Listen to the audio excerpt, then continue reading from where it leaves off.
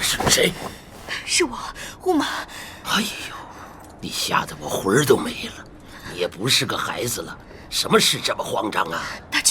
大军从马上摔下来，快不行了！啊！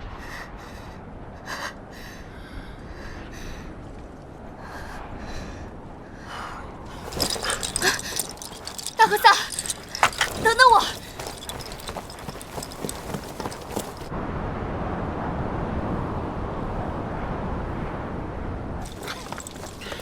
哎，叫他不要去，不要去！几个破岗哨没了就没了，他非得自己跑一趟，想把命也搭进去吧？大和萨，你小心潘达天神听见这大不敬的话。外面风大，潘达天神听不见。那也别让大军听见啊！他听见了最好，他有本事起来跟我吵一架呀！大和尚，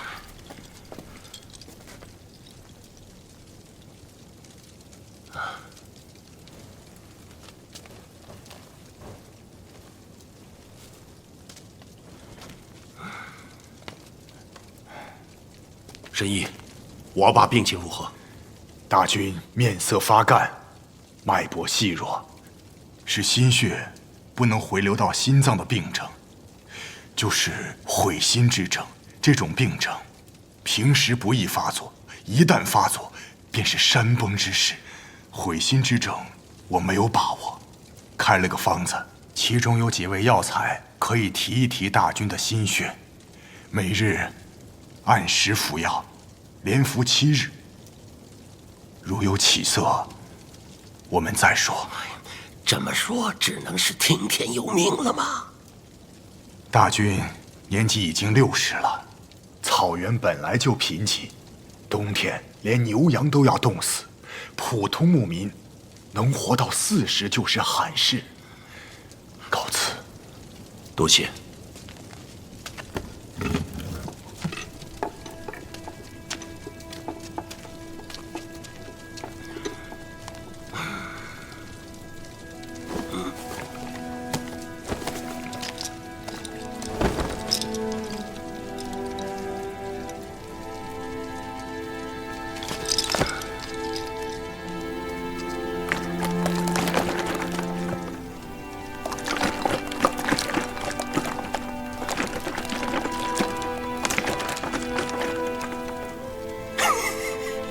我就知道，什么药、什么神医，都没这酒管用。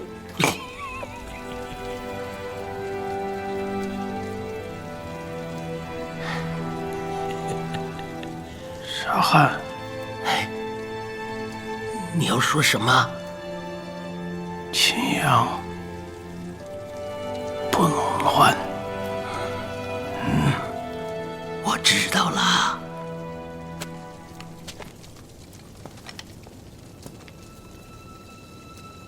郭冷儿啊，你要真是死了呀，那谁来陪我喝酒呢？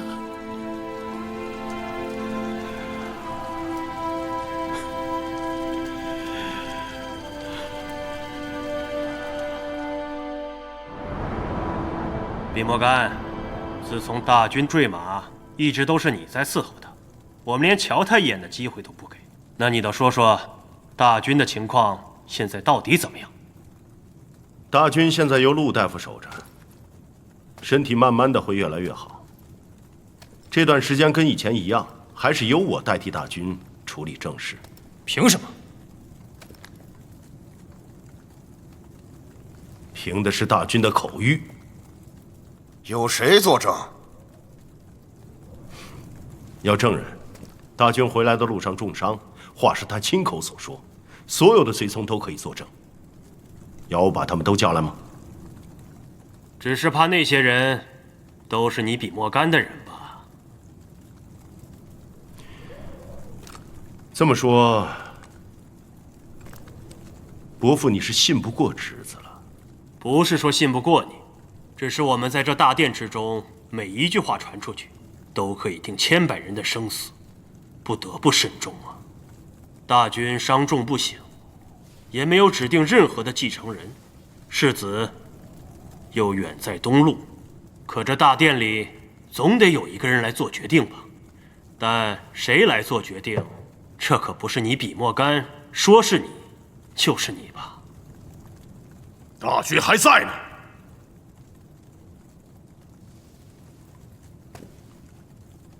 当我虎豹骑不在了吧？阿鲁，当年你征战真言不凯旋而归，大军一时高兴，把虎豹旗赐给了你。可是数百年以来，虎豹旗是拱卫北都城的根本，只属于大军所有。郭勒尔把虎豹旗赐给了你，那是他的事。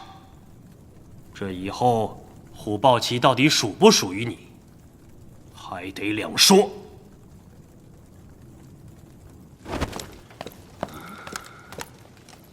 大和萨，我听说大军醒了一次，他说什么了？还能说什么？让我守住青阳，说青阳不能乱。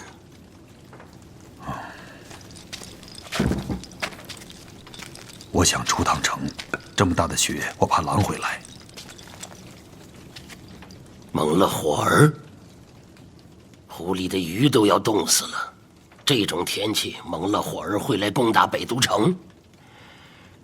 先不说这些了，现在的情况是，外面的狼还没来，青阳的狼崽子们就要把对方咬死了。好，既然谈到了虎豹旗的归属，那这就不是家事了。刚才的话如果从大军的口中说出，俄路我半个字都没有立刻交出兵权。但是从你口中说出，我便听不得。我带领了10年之久的虎豹旗将士们，也听不得。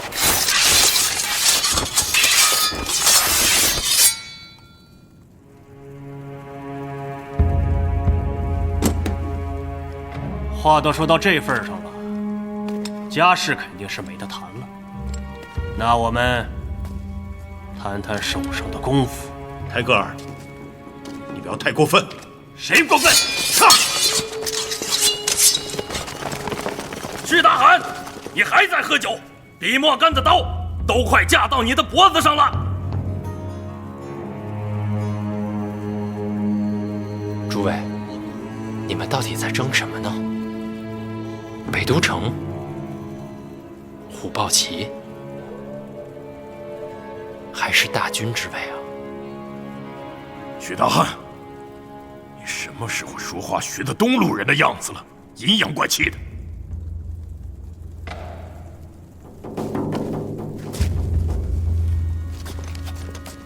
我爱看东路的帝王家史，史书上说，生在帝王家，最重要的是背后有千百万人的支持。大哥，对不住了，我也要活命啊！好，非常好。狼崽子，你终于拔起刀对着你哥哥了，动手啊！都把刀放下！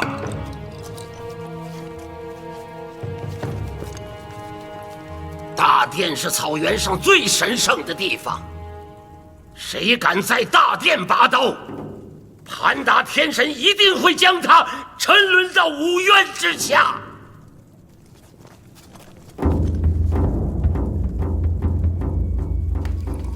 你们俩刚才都动了刀子，按理说你们是喝不了同一壶酒的，但今天在我这儿，你们必须喝。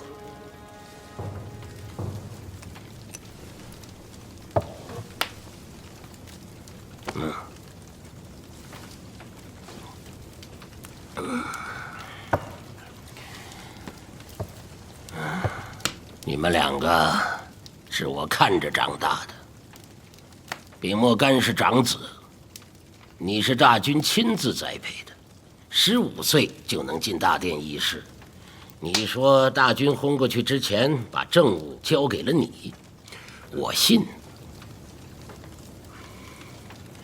许大汉命苦，你母亲生下桂木没多久就死了，你带着弟弟一起长大。小时候受尽了冷嘲热讽，可成家没几年，大军又派你去商州和夸父打仗，而妻子病死在了北都城里。同样是儿子，一个亲一个疏。你们知道是为什么吗？因为草原是青阳人的草原。我的母亲是朔北人，我身上流着狼血。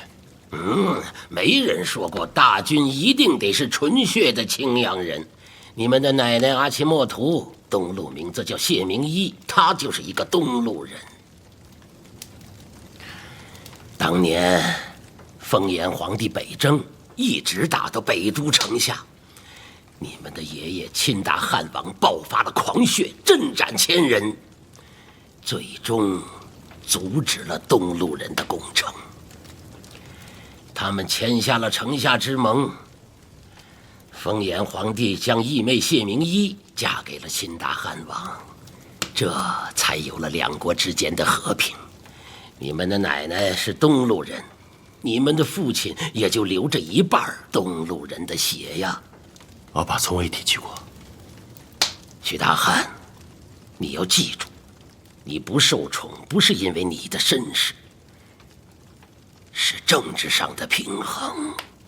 两个儿子都很出色，他只能捧一个，否则窝棚争斗过早的发生，对青阳不是件好事。可今年这风雪啊，他怕是熬不过去了。你们的父亲一定会醒的，到时候他说报位是谁的就是谁的。但是在他醒之前，你们谁敢动手乱了这北都城，那就是跟我这个老头子过不去。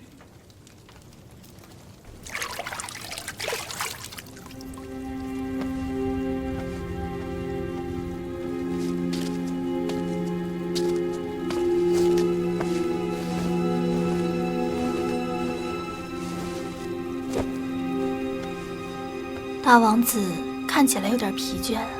阿爸摔伤了，到现在还没醒过来。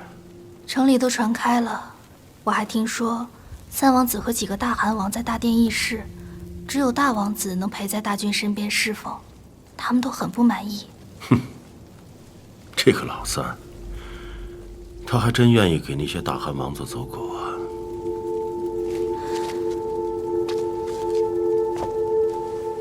三王子是沉得住气的人，他可以一句话不说，双手藏在袖子里，可当手伸出来，可是握着刀子的。你这么了解老三啊？那我呢？大王子仁厚，将来必是受人爱戴的好君王，但在成为君王之前，还少了一点手段。哦。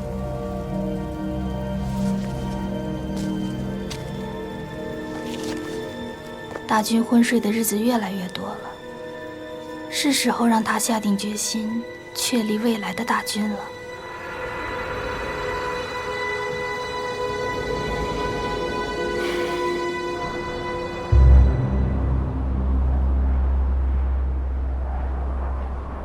大和尚还真说准了，大军的身体是一天比一天好啊！是啊。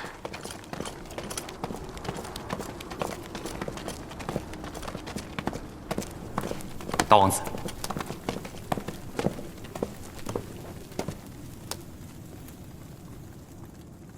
阿爸，您生着病，这个时候我不应该再来打扰。但是今天有一件非常紧急的事情，如果不及时做出决断，我怕它会成为青阳的祸端。什么事啊？我想请您看一眼。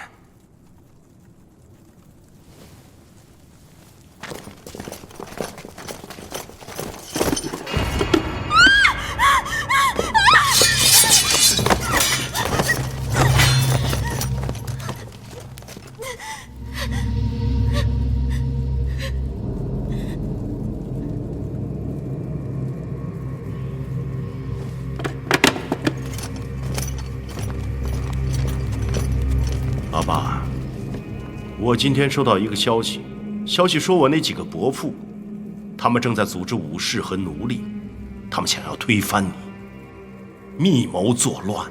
我当时收到消息，来不及和您商量，我立刻带兵就冲到了他们的大寨。果然，他们武装了所有的奴隶，还想杀掉我。我没办法，我只好下令就地诛杀。如果儿子有越权的地方，还请您原谅。我这么做是为了青阳的将来。如果阿爸要责备我，李莫干甘愿受罚。我的好儿子，你还是下手了。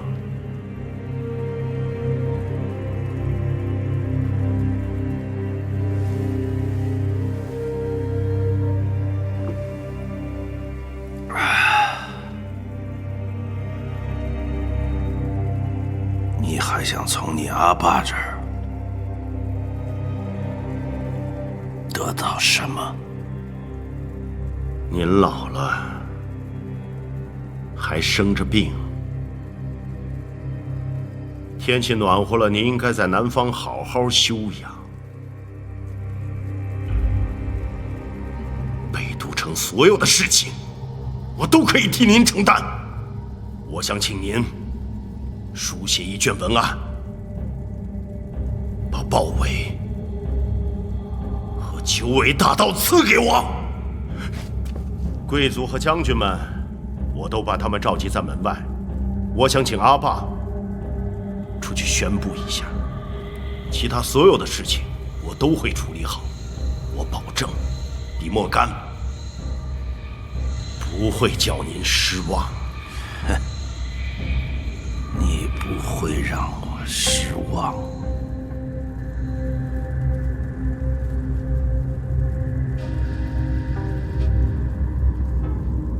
帕索尔家的命运为什么一代复一代啊？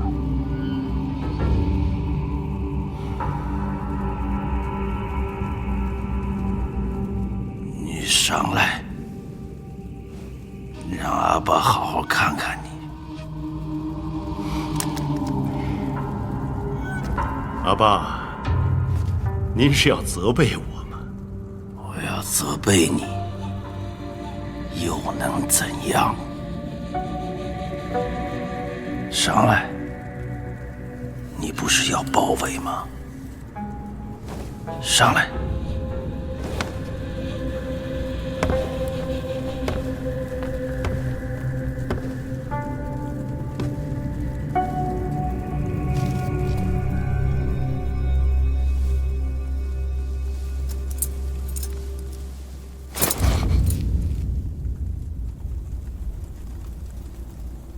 看清楚了，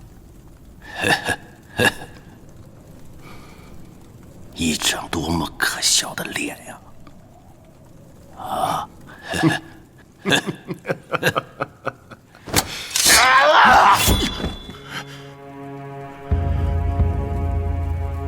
我愚蠢的儿子，草原上的规矩你一点都不懂，你以为你够狠？先下手，你就能当草原的大君？你怎么不杀光所有的人？那样就没有人再跟你争权力。你知不知道，外面有多少像虎狼一样的人在盯着北都城？他们会冲进来，剖开你的胸膛，挖出你的心，和你的那些叔父们的人头放在一起。你以为你准备好了一切，还召集所有的人来看你的光荣。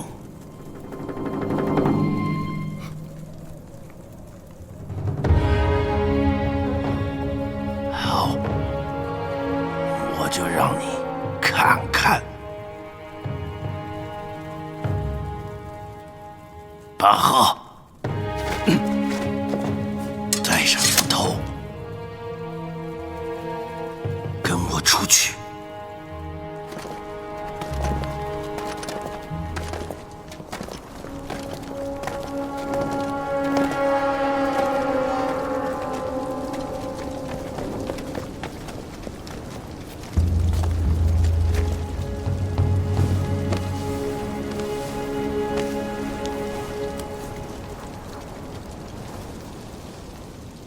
他们是我的兄长，他们死了，是我的儿子。比莫干杀了他们。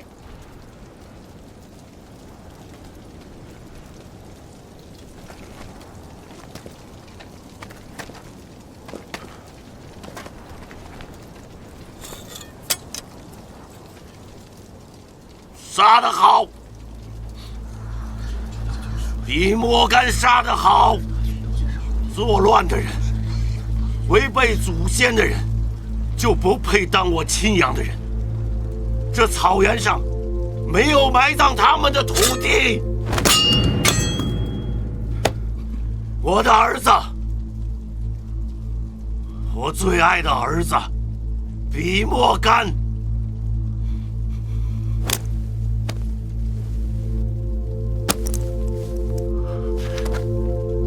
我要把我的位子传给他，从今往后，他就是你们的主人。库里格大会的盟主，北都城的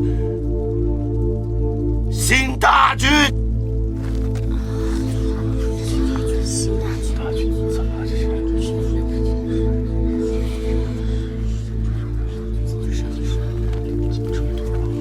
欢呼啊！都愣着干什么？为你们的新大军欢呼啊！拜见大军！拜见大军！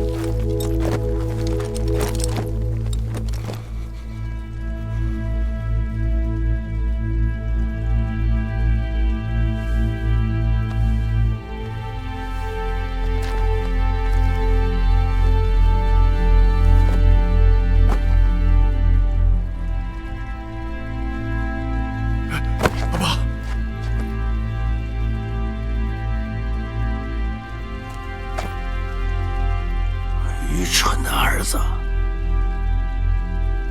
阿爸为你做了该做的一切，守住青阳，不能乱。我知道，阿爸。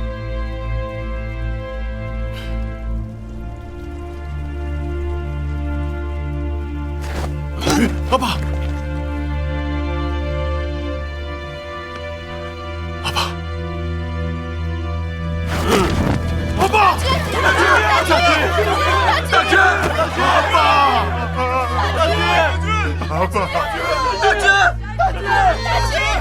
大军！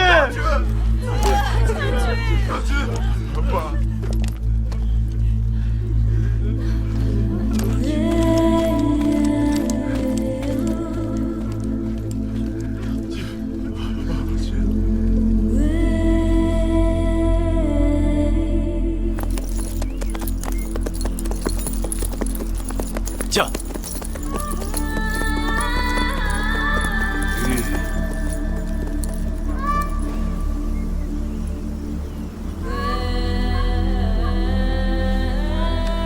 我们青阳的牧人说，燕子能飞很远，飞过大海。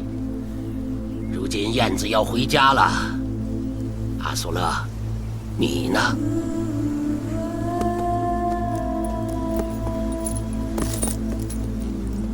驾！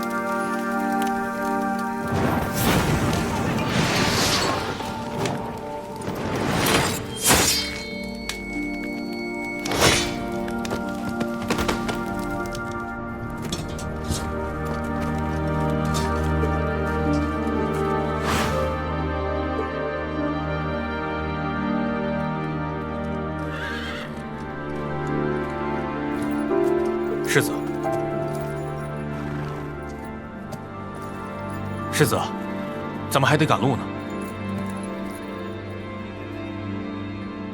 在想什么呢，世子？我在想，从我到这儿到我离开，这中间到底发生什么了？可我突然什么也想不起来了。沧海桑田，世事变幻，这是我在东路学到的8个字。世事变幻，那草原又变了多少？没了苏玛，没了阿爸，草原早就不是原来的样子了。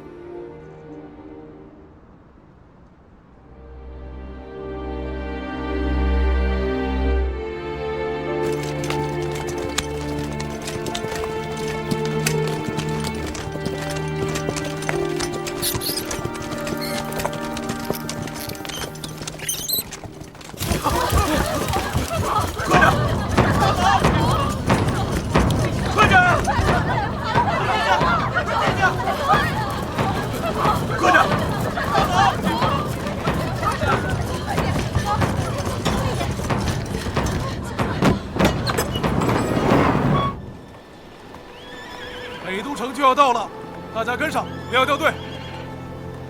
你们看，前面是狼群。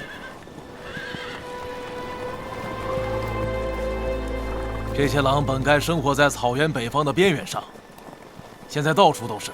我们现在离北都城还有多远？就快到了，还有10几20里。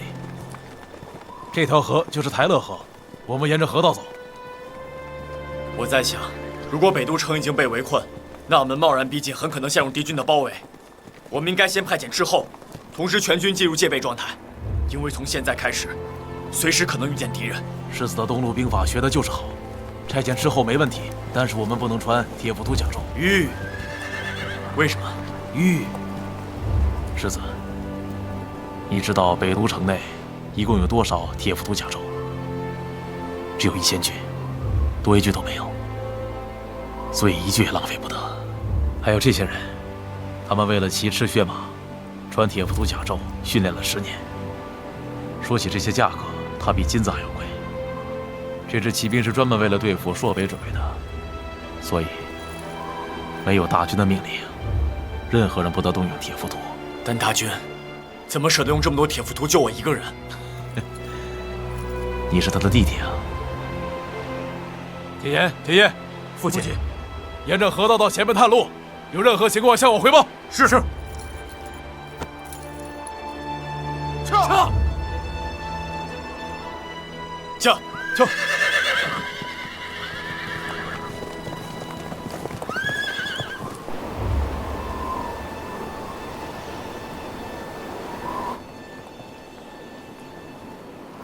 撤！父亲，撤！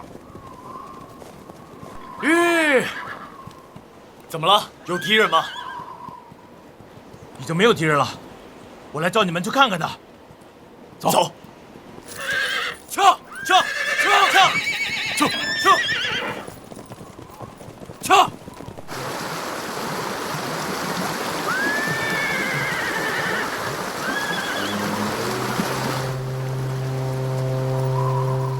这儿发生什么了？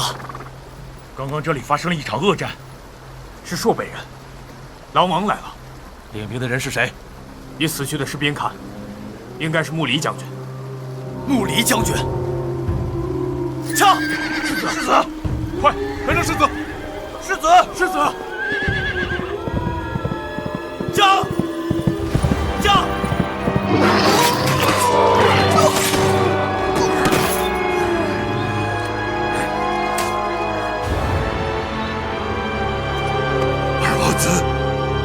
二王子！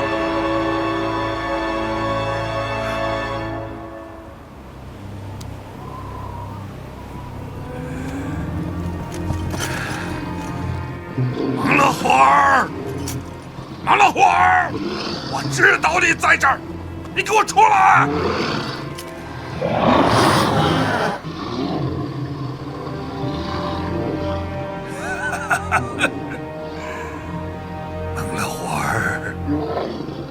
还是老样子。穆离，你老了。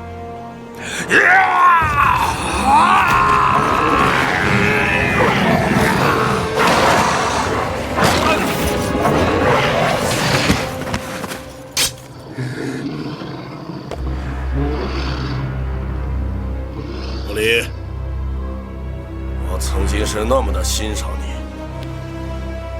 你在我眼里是一匹凶狠的狼，磨尖了牙齿和爪子，想要扑上来咬断我的喉咙。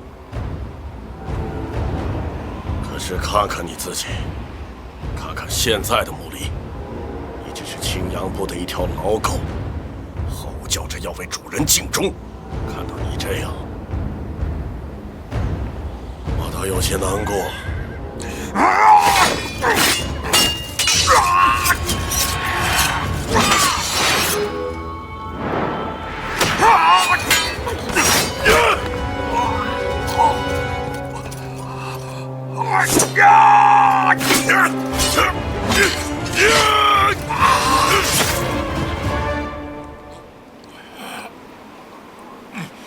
结束了。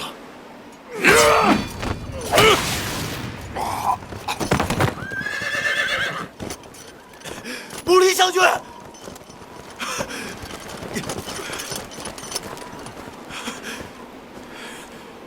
阿苏勒帕苏尔，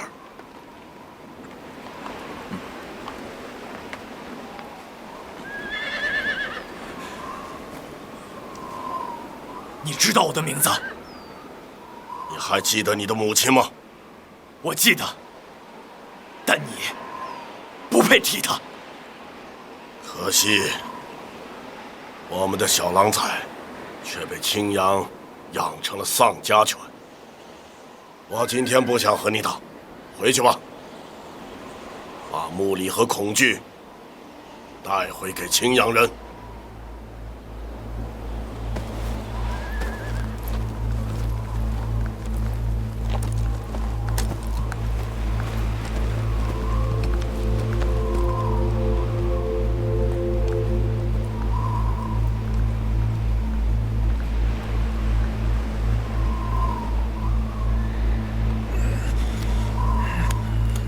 将军，世子，是二王子。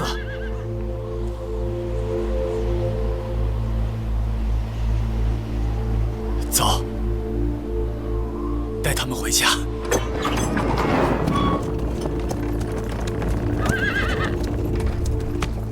天颜，去找大夫，快！是。是的。就是他！回来我哥哥！就是你！穆离将军，记住，男人心中要有求生的心，不能怯懦，不能畏惧。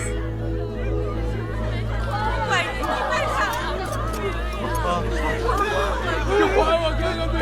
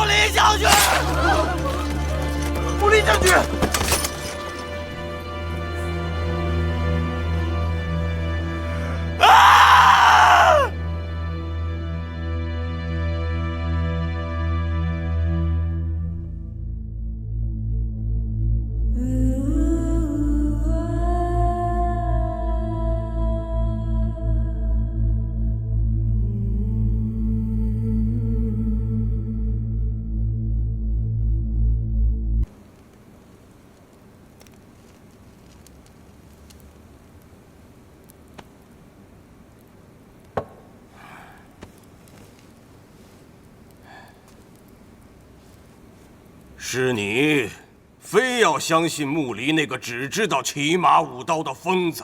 如今几千个青阳汉子死在了朔北部的狼骑之下，穆离一死了之，倒也痛快了。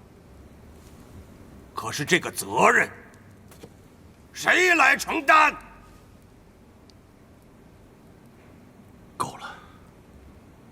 你大喊大叫的干什么？战死的这些人当中，还有铁油，我的亲弟弟。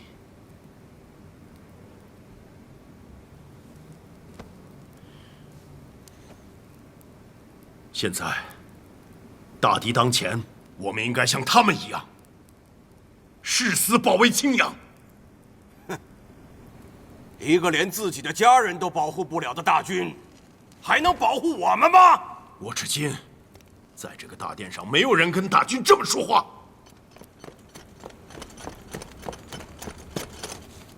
禀报大军，世子回来了。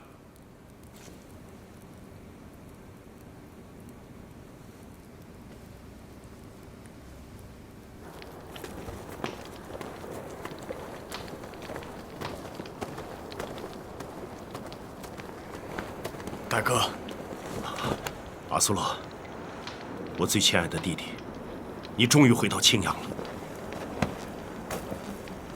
你受伤了，严不严重？这是穆离将军身上的血，我回来晚了，没能救下穆离将军和二哥。他们是我们青阳部的英雄。是，这一仗打得太惨，穆离将军死了，铁油也。先别说这个了，毛老虎儿随时有可能卷土重来，我们要想想办法才行。三哥，阿苏勒，回来就好。如果阿爸还在的话，他见到你应该会很开心的。世子回来了，我们自然高兴。但是对于穆离，恐怕不像世子所说的那样封他为英雄吧？为什么？为什么？穆离不听众言，私自开战，才导致失败。他是咎由自取。不错。他不但没有挡住狼王的脚步，反而点燃了他的怒火。对，我倒是很奇怪呀，穆离既然是偷偷出战，狼王怎么能知道他的行踪而预先埋伏呢？谁能想到他带着区区几千个人就敢乱来？你是说，穆离帐下有人泄密？哼，你们什么意思？我亲眼看见穆离将军和他手下的武士们用血染红了台勒河，他们为保护青阳献出了生命，他们就是青阳的英雄。世子，不要发脾气嘛！大战在即，穆离战死，我们要警惕啊！没错，穆离私自出战也就罢了，二王子也去了，他为什么这么做？一定有人在背后指使他。对，够了！那天在大帐里，我说了，2天之后告诉你们我的决定。铁油知道我为难，他才会和穆离带兵去杀狼主。虽然他们失败了，但是我们应该给他们报仇。我们应该想想，到底应该怎么对付狼王。正是对付狼王，我们才需要我们真正的大军。说得对。你虽然是老大军指定的继承人，但是自你继位以来，你看看你都做了些什么？你既然不能保护我们，那你还有什么脸在这里做这个大军？我至今，你敢这么跟我说话，你到底想干什么？那就召开库里格大会吧。对，由七部族的首领共同召开库里格大会，召开库里格大会，召开库里格大会，召开库里格大会，召开库里格大会，召开库里格大会。老三，就算重开库里格大会，大军之位也轮不到你。阿苏勒回来了，他是青阳的世子。不，大哥，你是阿爸指定的大军，我自然会听从阿爸的决定。我现在不是青阳的世子，我是青阳的大纳言。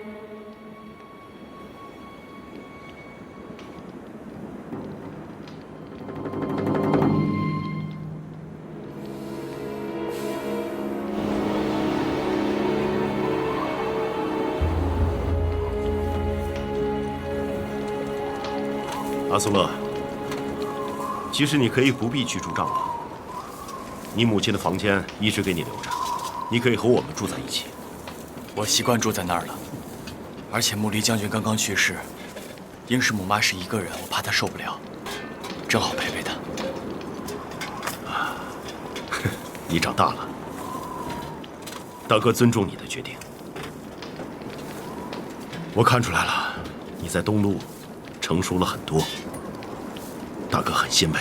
大哥，这次回来，我会和你们一起守护青阳的。要是父亲还在，这大军的位子，他一定会留给你。大哥，你就别这么说了。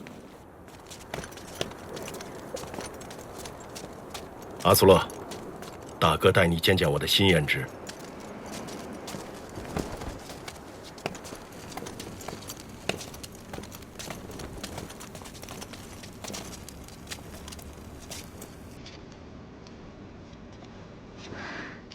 阿苏勒，你终于回来了。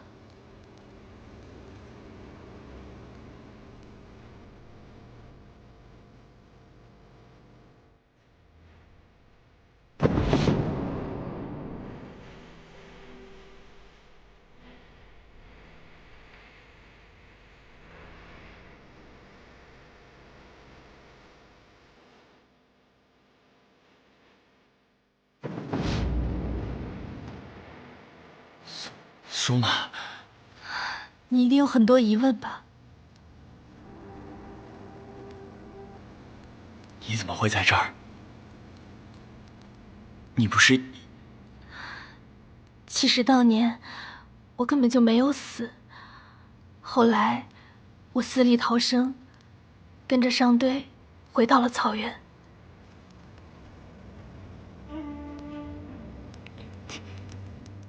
你怎么会说话了？回到北都城之后，我幸得了一位神医，治好了我的失语之症。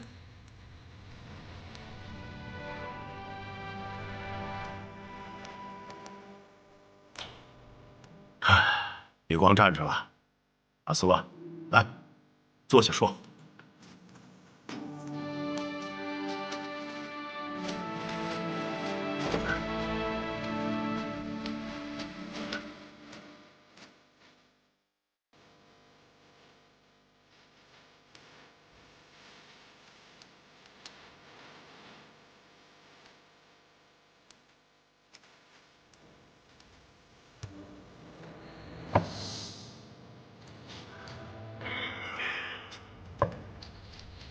苏玛回来这一路上吃了很多苦吧？潘达天神联系我，让我遇见了大王子。这大概是我这辈子最幸运的事了。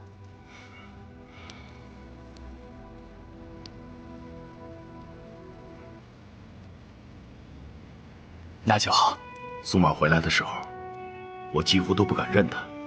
现在好了，你看她越来越漂亮，不愧是我们青阳部的大胭脂。对了，阿苏勒，你现在是北都的大纳言了，应该有自己的窝棚。大哥帮你建一个比老三他们都好的。这几天你就先住在这儿。是啊，我都叫人给你收拾好了。不用了，阿爸曾经封我为奴隶王，我就只做奴隶王。我还住在原来的帐篷里。阿苏拉，你不用这么自苦，大哥相信你，不会跟我争。大哥，住在那个帐篷，我觉得离阿爸更近些。大军，答应他吧，我来办。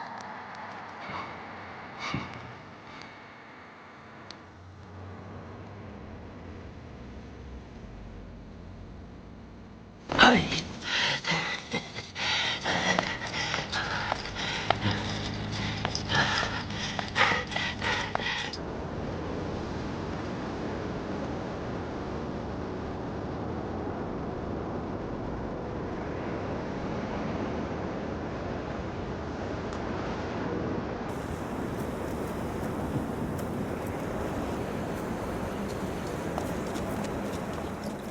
苏勒！哎呀，我们青阳的小豹子回来了！哎呦，我看看，让我看看。哎呦，想死我了！回来了就好，回来了就好啊！哎呦。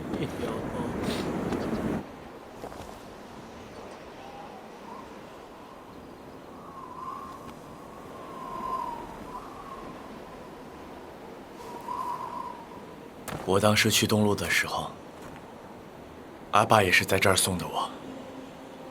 他说等我回来，他亲自坐大船去接我。结果作为儿子，我却连阿爸最后一面都没见到。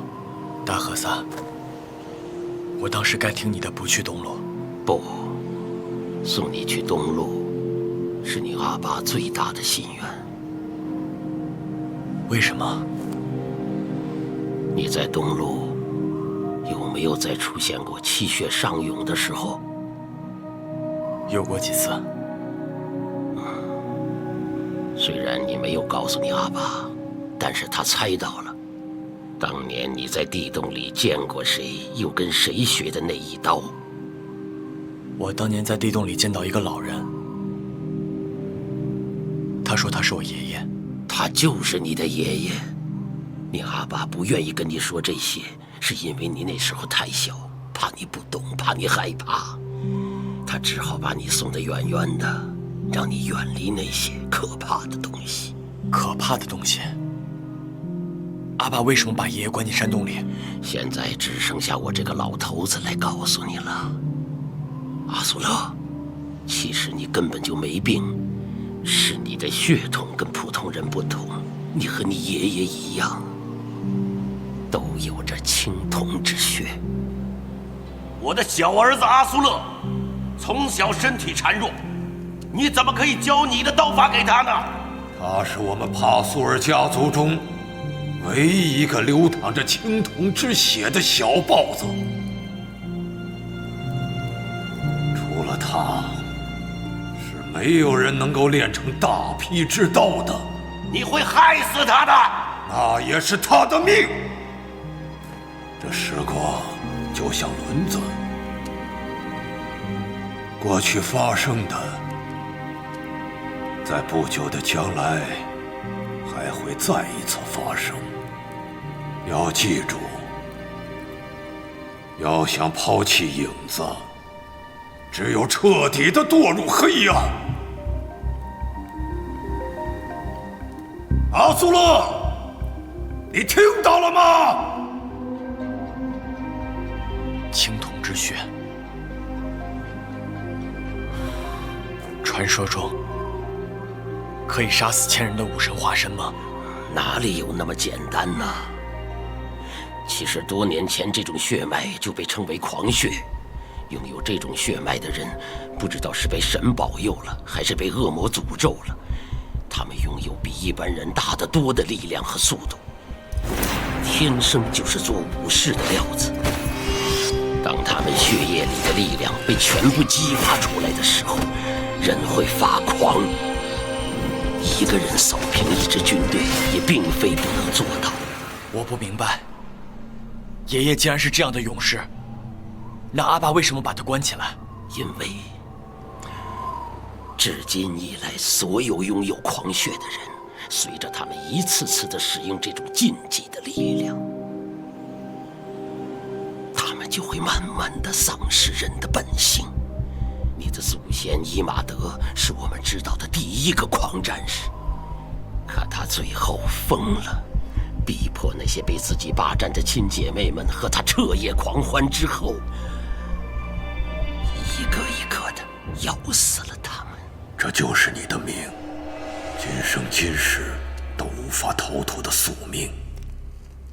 在你我的血液里，同时住着一个魔鬼。敌人害怕，亲人恐惧。记住，有些东西是无法摆脱的，要么就像我一样，四肢捆着沉重的铁镣，要么就是去死。你阿爸再用狂血乱杀人，才把他关了起来，藏住这个秘密。大和尚，那我之后也会变成疯子，去杀我自己喜欢的人吗？可你是我知道的最善良的孩子，你不恨任何人。你阿爸曾经感叹说，这一代我帕苏尔家族就这么一个拥有青铜之血的儿子，可是为什么偏偏赐给了我最孱弱的阿苏勒呢？我反问他说，如果他赐给了你最强壮的儿子，你会不会觉得更可怕？你阿爸想了很久，说是。我说那就对了，而且你的儿子阿苏勒，他也不是一个虚弱的人。我一直以为我是阿爸最虚弱、最没用的儿子。人的强壮不只是力气大，人的强壮是在这里。阿苏勒，你明白吗？你从不仇恨任何人，这不是你的虚弱，是你的强大。如果要克制那恶魔一样的血统，难道我们需要的不正是心里最强大的人吗？这就是你阿爸为什么要送你去南怀的原因。他希望你远离兄弟间的战场，去完成他最大的心愿。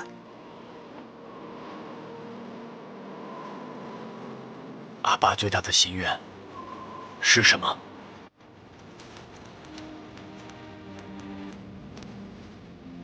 今天，阿苏勒去了南方，夏唐国。作为我青阳部与夏唐结盟的贵宾，这件事情我知道。他走之前来这里和我道别。我知道他来看过你了，我没有阻拦他。这应该是你见他的最后一次。你之所以把他送到了东路，就是为了逃避我。我就是想阿苏勒能够平安长大，娶妻生子，最终死在那个富庶繁华的地方，这样草原上的恶魔就永远抓不住他。你一直把自己的亲生父亲当成草原上的恶魔。不，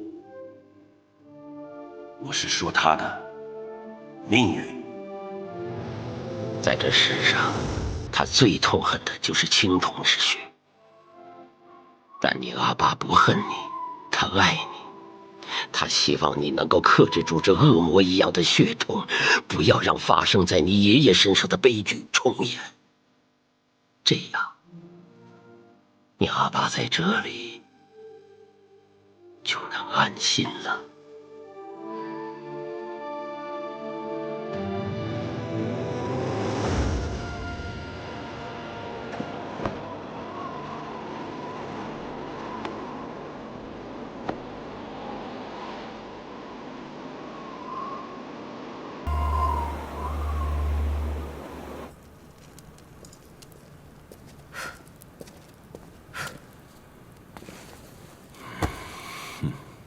怎么，我救了阿苏勒回来，你怎么还是不高兴？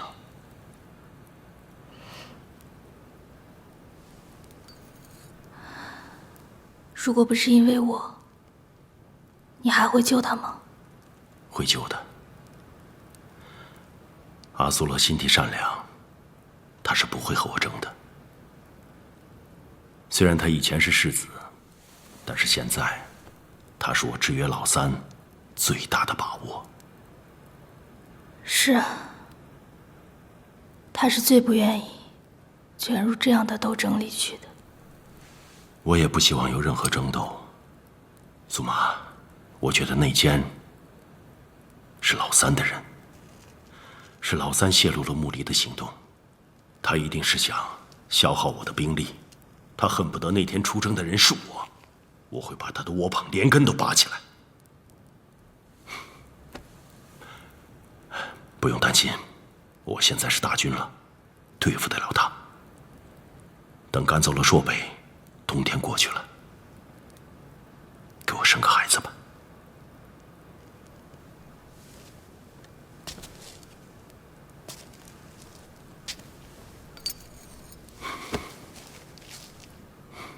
不用怕，我会保护你，永远保护你。狼主已经在这儿很久了，我想请问狼主，现在在想什么？我在想一些奇怪的事。在我的一生里，无时无刻不在想着踏进那座城。东路人说，天下唯有德者居之。草原上的人说，宝刀只能在最勇敢的男人手里。这北都城注定是狼主的。是我的，又如何呢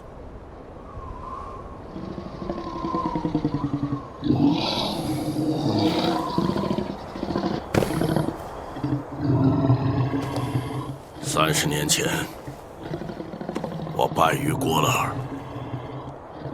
那以后，我就带着我的狼群，走在荒原里，走了30年。有一天我死了，我的狼会吃了我的尸体，我的肉能让他们在荒原里走得更远。这就是我的人生。狼主这样的英雄也会后悔自己的人生吗？我们从北荒来到这里，在距离北都城还差最后一步的时候，狼主居然有了放弃的意思。不，我依然想要占有它，否则我将遗憾地死去。狼背上的勇士蒙了火儿乌尔汗，传说中他的月染过上千人的血，而这样的人居然在即将属于自己的城池前思索，这让很多人都难以理解。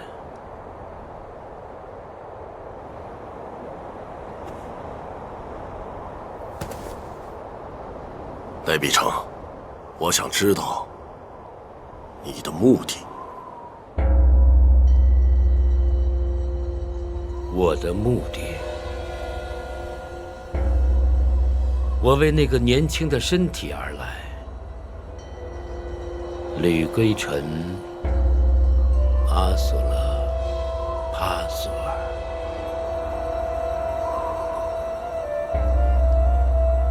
我对这个外孙也很有兴趣。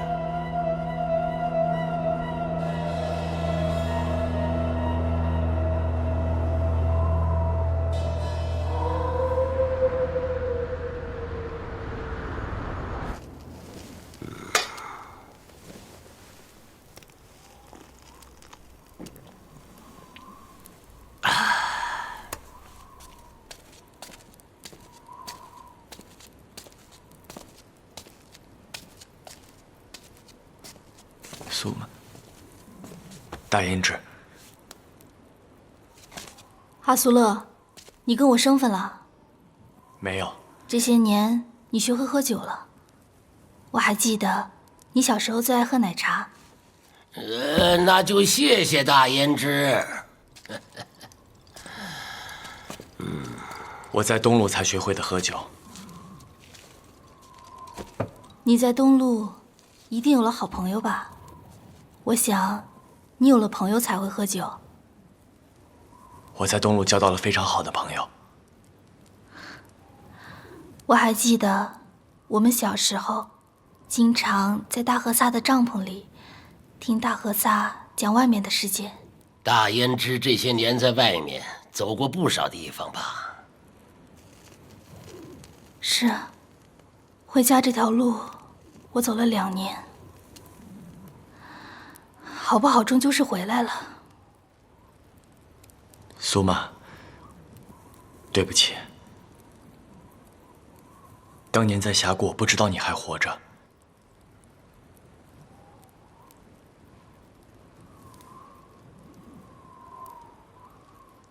不说这些了，回来就好。我知道，潘大天神终究会把我们都带回来的。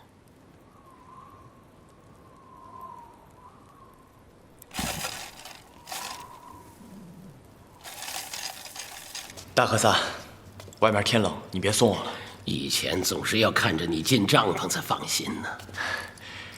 我现在已经长大了。你们都长大了，可是松妈跟以前不一样了。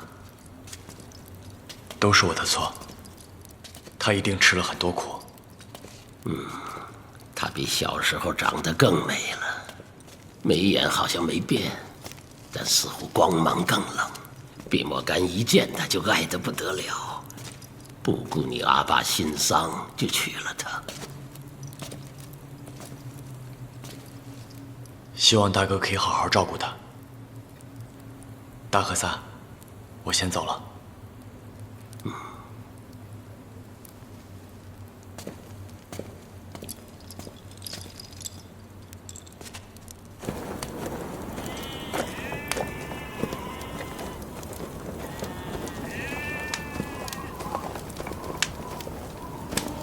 世子，你让我们好找啊！我去祭奠阿爸了，还有，我已经不是青阳的世子了。都上里边说。请。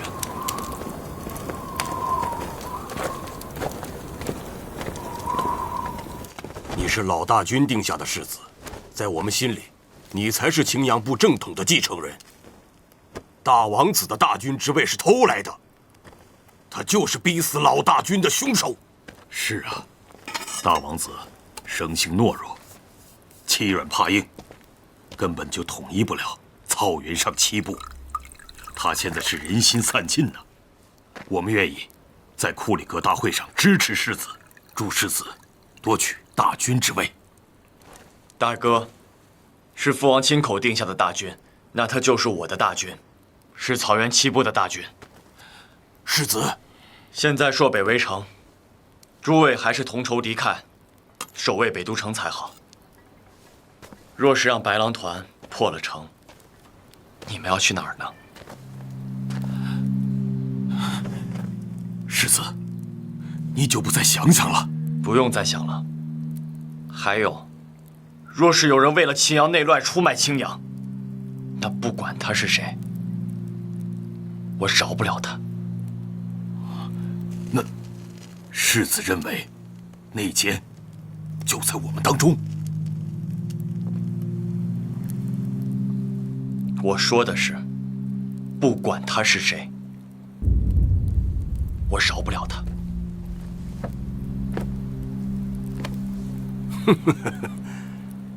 世子一定是听了大军的诬陷吧？他用骑兵用诬陷来排除异己。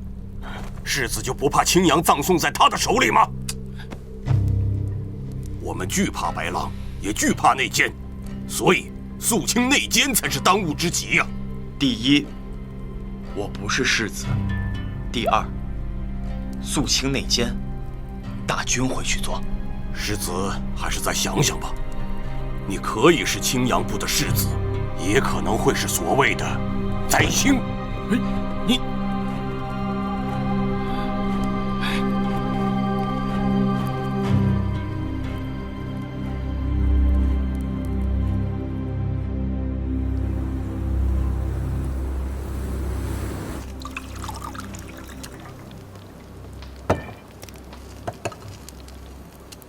好小子，在东路学会喝酒了。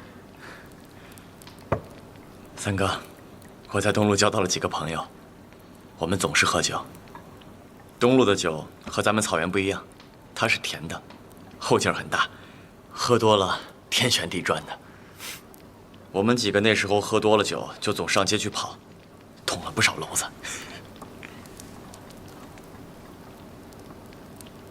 我也想去东路看看，要能再喝东路的酒，就更好了。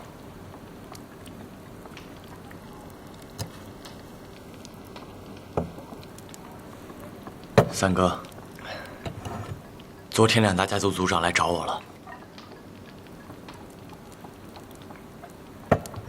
他们说什么了？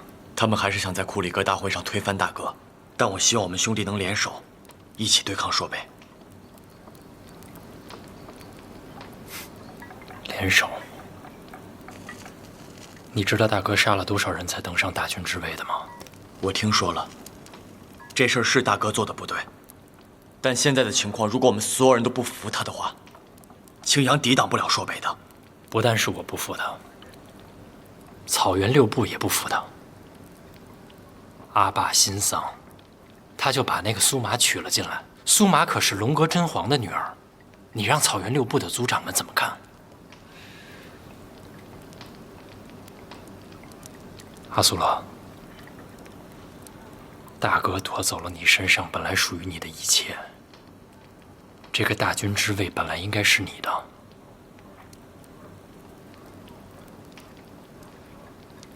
如果你继承了阿爸的大军之位，那三哥我义无反顾地支持你。三哥，我从来都当不了大军。看来你还是当年那个长不大的孩子啊。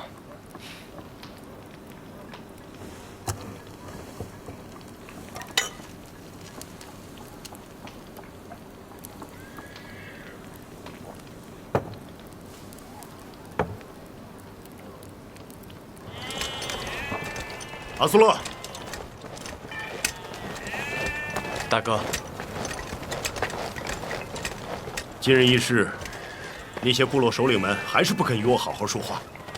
回来这几日我都看到了，大哥现在处境内忧外患，肯定也十分焦虑。是啊，我感觉我的耐心快要用尽了，有时候我真想放下这一切，什么都不管。大哥千万别意气用事，你会是一个很好的大军，阿苏勒也会帮你的。我听说，沃赤金、托克勒他们找过你了。是。你要答应他们吗？大哥找我回来，怕过我会争夺大军之位吗？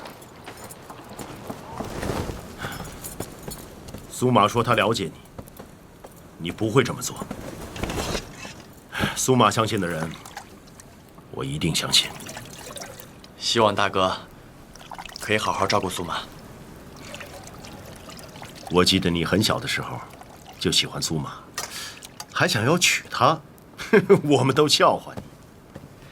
那时候啊，以为这样就能保护她，后来才知道，其实很多事儿说到了，但未必能做到。人其实就像冰河上的一片落叶，自己都不知道会飘到哪里，遇见什么样的人。大哥，我在东路啊，也遇见自己喜欢的人了。哦，阿苏勒，你是想要告诉我，你在东路有自己喜欢的人，所以我不用担心？你是想安慰我？大哥，因为你是我的家人。我这次离开家的时间太长了，回来的时候，连阿爸都不在了。这些事情，总是要说给家人听的，不是吗？阿苏勒，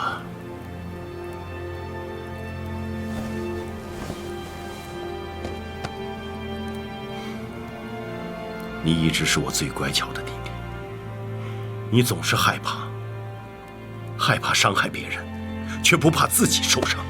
大哥，我真的有自己喜欢的人了。好，大哥相信你，我的阿苏勒有他自己喜欢的人。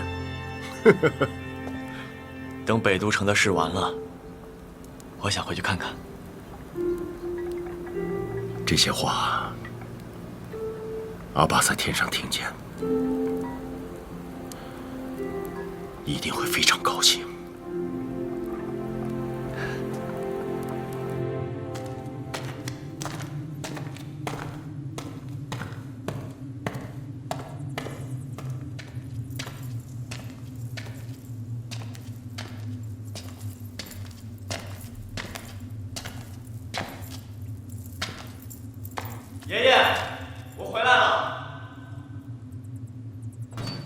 爷爷。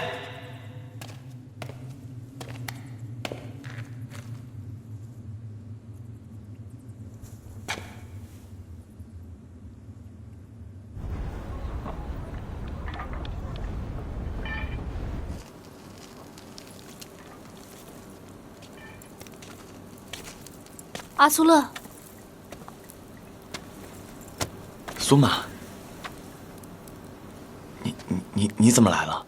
这边的冬天太冷了，我怕你刚回来还不适应，给你带了件披风。御寒的衣物，英氏母妈都帮我准备好了，就不劳烦你了。其实你能回来，我特别高兴，我也特别希望能为你做些什么。如果这件不喜欢，我明天再让他们打件狼皮的。苏玛，你现在是青阳的大胭脂，这些事情都不用你来做。就算我是大胭脂，在我心里还是能经常想起我们小时候的事。那时候我还是你的奴隶。大胭脂，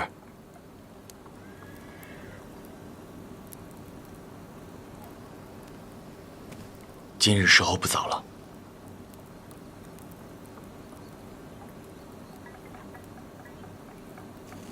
那大难言早些休息，我先走了。